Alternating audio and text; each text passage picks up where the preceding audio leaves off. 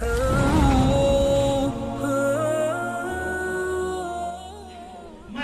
بنانا مسئلہ نہیں ہے، مسجدوں کو آباد کرنا اور وہاں تعلیم کی فکر کرنا اور پورے گاؤں کا ذہن دینی اور دعوتی بنا دینا اور وہاں سے اللہ کے بندوں کو دعوت اور ہدایت کے تقسیم ہونے کی فکر کرنا، خدا کی قسم یہ مسجدوں کی حقیقی تعمیر ہے۔ اور اسی تعمیر پر خدا کے قرآن نے کہا ما کان للمشرکین ان یعمروا مساجد اللہ، یہ مشرکوں کا کام تو نہیں ہے، یہ تو ایمان والوں کا کام ہے۔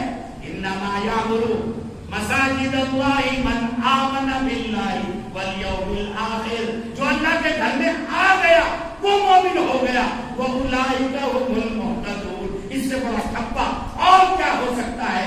وہی لوگ ہدایت یافتہ ہیں جن کے قلب و دماغ کا رشتہ خدا کی طرف سے کریں گے نا انشاءاللہ بھائی۔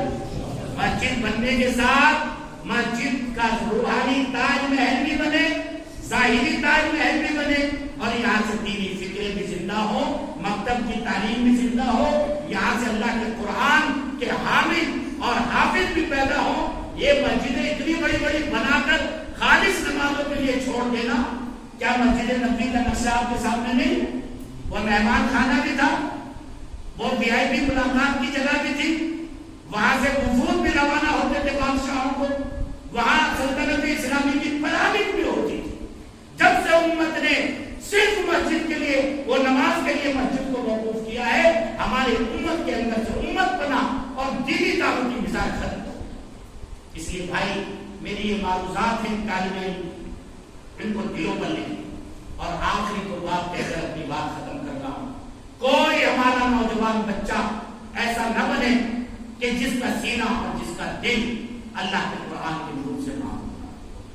ہم نے ایک سلسلہ شروع کیا ہے کہ آن لائن آپ کو نہیں ٹائم ملتا ہے، آپ ہمارے سے جڑیے، 15 منٹ 20 منٹ آپ کو اپنے ناولے میں اپنے بستر پہ رہتا ہوا ہمارا استاد ایسے پڑھائے گا جیسے قاری ناظم صاحب اپنے سامنے بٹھا کے بچوں کو پڑھاتے ہیں۔ روزانہ 15 منٹ۔ سالم اشرف قاسمی یوٹیوب پہ لکھیں گے، جو نوجوان بچے ہمارے سب دھیان میں رکھیں، سالم اشرف قاسمی، اس کو لکھیں گے سب آ جائے گا، اس کو سبسکرائب کر لیجیے۔ اللہ کا کلام کو روزانہ پڑھیں۔ دوسرے جو دینیات کا نظام ہم نے اس میں رکھا ہے اس کو ہے، آج ہمارے بچوں کو سب معلوم ہے، لیکن اگر نہیں ہے تو اسے دین کی بھی نہیں بات بتا۔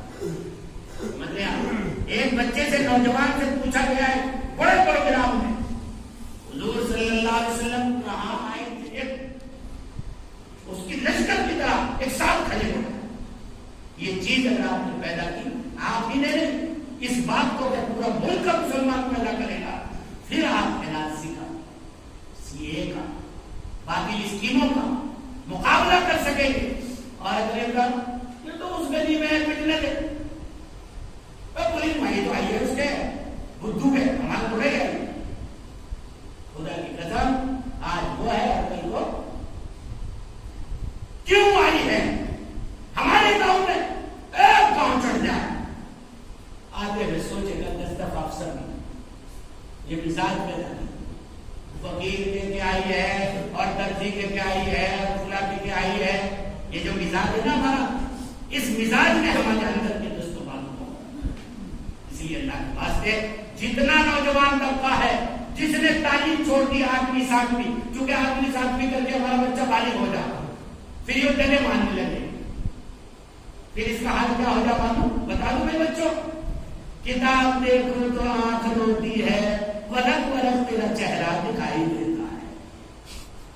کتاب دیکھو تو آنکھ روتی ہے، ورق ورق تیرا چہرہ، تو اسے پھر چہرے نظر آنے لگے، پھر کتاب نہیں نظر آتی، ظاہر میں فلسفہ نہیں نظر آتا۔